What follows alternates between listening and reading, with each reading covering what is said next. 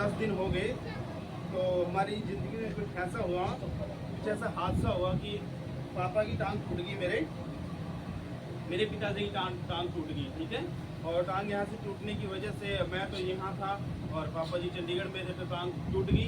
सो खुदावंद का धन्यवाद करते हैं, मेरा भाई और प्रभु का धन्यवाद करते हैं कि वहाँ पर हमारी चर्च के एक जवान लड़का था और एक मेरा भाई था। प्रभु का धन्यवाद करते हैं, वो पापा को लेके गए, हॉस्पिटल में लेके गए। पहले 16 हॉस्पिटल में लेके गए, बहुत बड़ा हॉस्पिटल है और सरकारी है।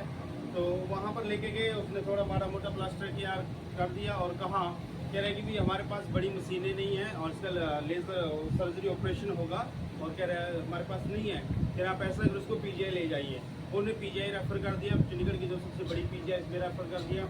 वहाँ लेके गए, वहाँ भी पापा को नहीं लिया गया, वहाँ से भी रिजेक्ट हो गया क्योंकि पापा को हार्ट की प्रॉब्लम थी नहीं। लेकिन जब डॉक्टर ने उससे पूछा कि बीच में पहले कोई प्रॉब्लम थी, पापा ने बता दिया कि मुझे पहले खून गाढ़ा हो गया था और अभी 2-3 साल में दवाई नहीं खाता, मेरा ठीक है। लेकिन उन्होंने डॉक्टर ने इसी बात को पकड़ लिया कि इसमें हार्ट की दिक्कत हो सकती है, इसलिए हम खतरानी वो ले सकते हैं। पहले हार्ट का इलाज करना पड़ेगा, फिर एक आंख ऑपरेशन होगा।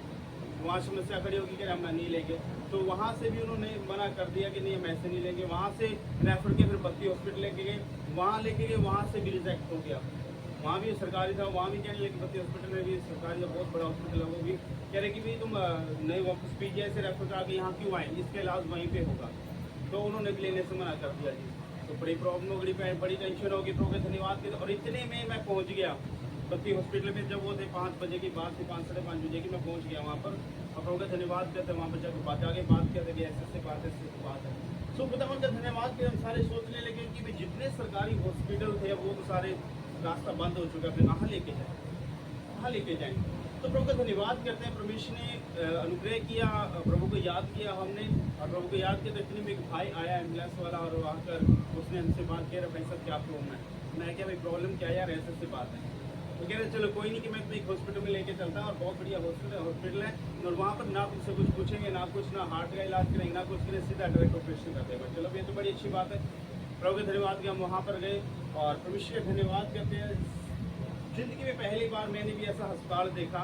फिल्मों में बहुत देखे, टीवियों में बहुत देखे ऐसा अस्पताल, लेकिन जिंदगी में पहली बार ऐसा अस्पताल देखा कि प्रभु का धन्यवाद कहते हैं। मेरे पिताजी को ऑपरेशन कैसे अस्पताल में करवाया परमेश्वर ने, जहाँ पर एक दिन का 20,000 रुपये वो था, एक दिन का 20,000।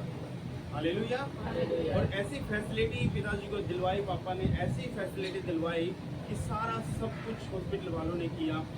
हमने कुछ नहीं किया, हम सिर्फ बाहर बैठे रहते थे, और सारा अंदर ही अंदर खाना पीना, लैट्रिन, बाथरूम, टॉयलेट, सब परमेश्वर का धन्यवाद लोगों ने ही किया।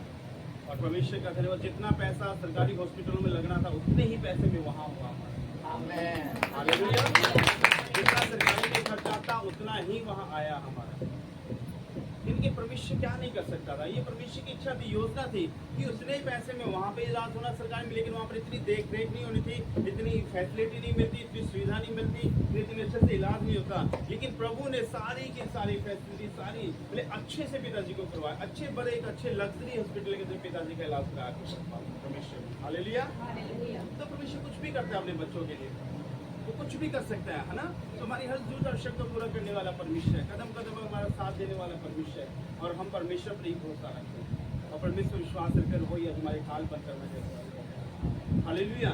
लेकिन हमें हमेशा परमेश्वर को याद रखना चाहिए। अगर हमें दुख में प्रभु को याद करना चाहिए, सुख में प्रभु को याद करना चाहिए। हमें दुख में भी नहीं हिम्मत हारना चाहिए, दुख और सुख में हमेशा परमेश्वर को याद रखो, क्योंकि वही है जो संभालेगा। डॉक्टर हॉस्पिटल जवाब दे सकते हैं आपको, लेकिन वो परमेश्वर नहीं देता। सारे रास्ते बंद हो जाएंगे, लेकिन परमेश्वर फिर भी रास्ता खोलेगा हमारे। हालेलुया। फिर मेरे लिए वो रास्ता खोलेगा, बट हमारे विश्वास परमेश्वर खुदा आप सबको बरकत दे, सब आशीष दे। आइए सब